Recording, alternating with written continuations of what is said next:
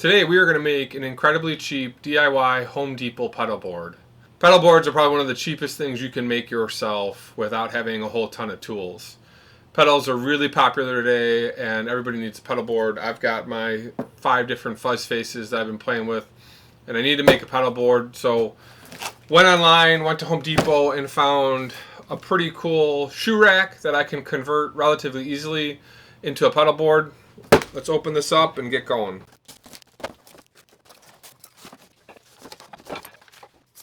Alright, would you look at that? Look how perfect this is going to be. Shoe rack has 3 different pieces of wood. And it is the perfect size for a pedal board.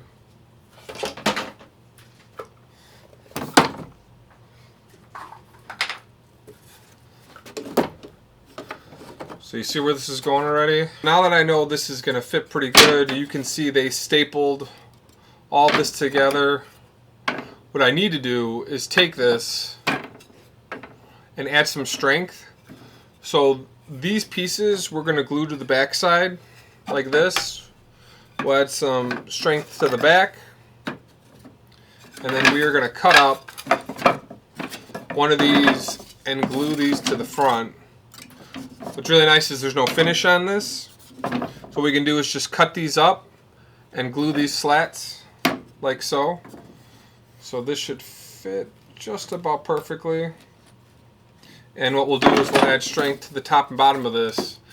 And this is actually already pretty strong, but with having this wood on each side, I've got then enough room to lay my tape down for my Velcro, add some strength to the back, add some strength to the top here. So got a basic pull saw, and what we're going to do is we're just going to start cutting these up.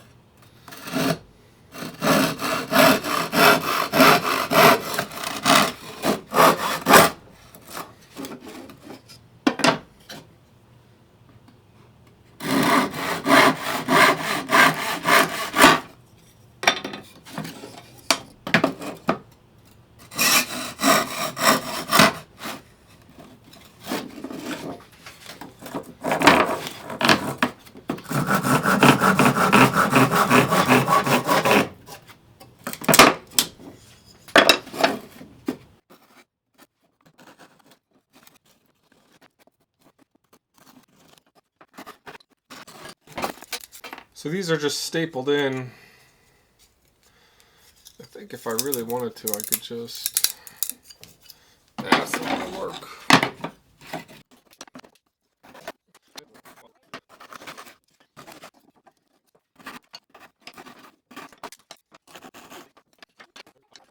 So we got our slats all cut out here. We're probably going to buddy these up somehow like this. So we add strength, but yet get enough gluing surface for our pedal Velcro.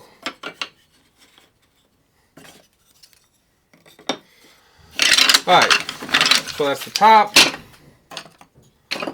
Backside we're going to use these and we're going to glue them on the edges. We're going to line these up here, glue this down 4 ways. Got some basic wood glue, some clamps, and we'll go at it.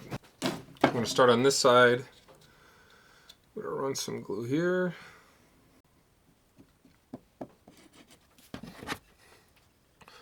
Take a piece of wood, spread it back and forth.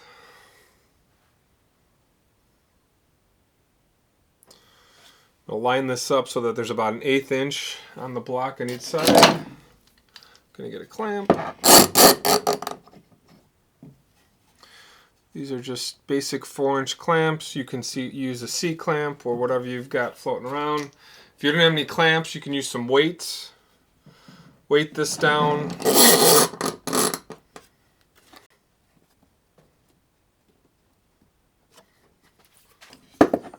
Just drop a clamp on each one of these.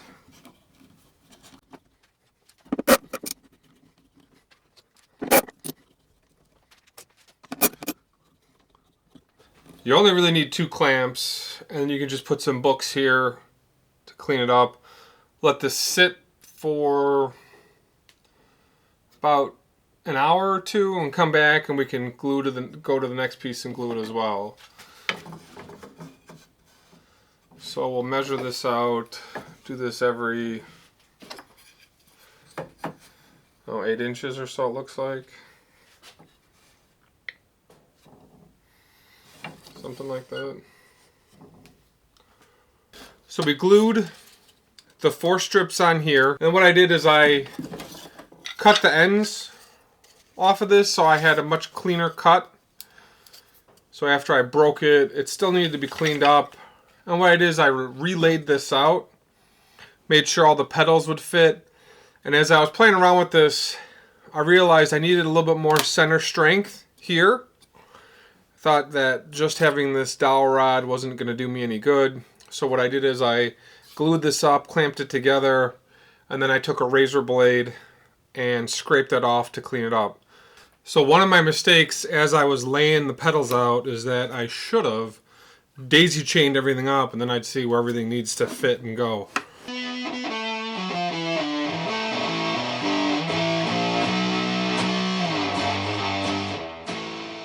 So these are my sort of main pedals: MK 1.5, custom tube screamer, Big Muff, and my Purple Moon. And I've got this, which I don't even remember what this was, but I'll leave this here. After I glued on where the fuzz sits, I kept looking at it going, how am I going to do this? And I realized daisy chain the pedals, then figure out how to glue this up. So I knew where the fuzz was going to go because of where it needed to sit, but then everything else sort of comes back from that. So everything's all laid out.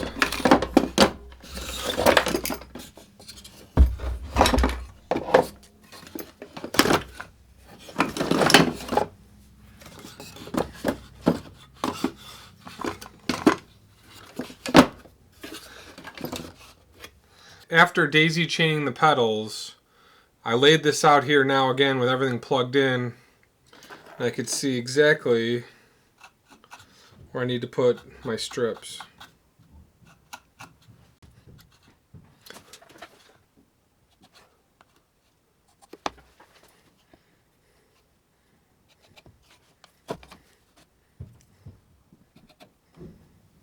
And I still got enough room to the left here to expand.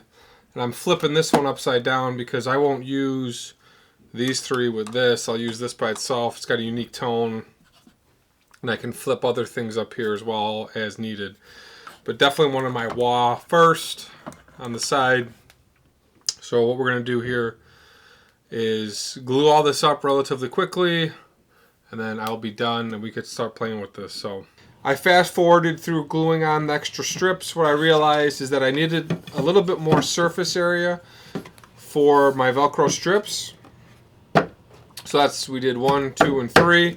I actually ran out of strips here for this last piece, and I spread them out so I'd still get a little bit more surface area across the base of the pedal, so as you're stomping on it, it's not moving. What I'm going to do next then, if I was done at this point, I would take some rubber feet, glue the rubber feet to each of these center boards, load up your pedals, got your Velcro on, you're ready to go. So that's a quick $11 pedal board with a little bit of glue, a couple of clamps. You go to Harbor Freight, you can get those little clamps that I was using and those pressure clamps. You don't really need a whole lot of tools, and I had a basic pool saw. So for $11 instead of $70, you got a pretty basic pedal board. Then I purchased these patch cables at Sweetwater, and I'm pretty much ready to go with a rockin' pedal board. But what I want to do is put a finish on this. So you could just go ahead, take a spray paint, spray it, and be done. I actually want to get a little bit funky and play around this. So you'll see that in video 2. So thanks for watching, guys. We will see you in the next part.